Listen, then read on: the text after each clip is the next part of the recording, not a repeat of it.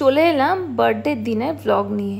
সকালবেলা উঠে স্নান টান করে রেডি হয়ে গেলাম প্রতি বছরের মতো মন্দির যাওয়ার জন্য।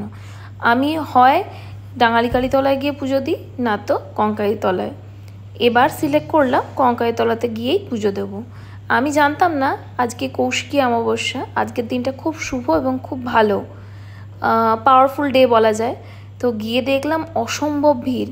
প্রথমে তো বুঝতে পারিনি, কিন্তু গিয়ে যখন মন্দিরে পুজো দিতে ঢুকলাম, তোমরা নিজের চোখে একবার লাইনটা দেখে নাও।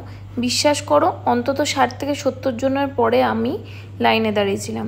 থ্যাঙ্কস টু আমার পার্লারের স্টাফেরা বা আমার বোনেরা বলতে পারো, যে ওরা আমাকে এত হেল্প করেছে, লাইনটায় আগে থেকে দাঁড়িয়েছে। যখন মেন লাইন এলো তখন গিয়ে আমি লাইনে দাঁড়ালাম।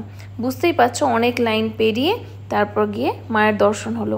খুব মন ভরে ভক্তি ভরে পুজোটা করলাম, কারণ জন্মদিন, ঠাকুরকে থ্যাংক ইউটা জানাবো এই পৃথিবীতে আমাকে আনার জন্য। তো যাই হোক, পুজো টুজো দিয়ে বাড়ি এসে ব্রেকফাস্ট করলাম দুপুরে 1টায়, লুচি, ছোলার ডাল, মিষ্টি। তারপরে সারলাম লাঞ্চ। এবছরের বার্থডেটা এতটাই সিম্পলভাবে সেলিব্রেট করলাম।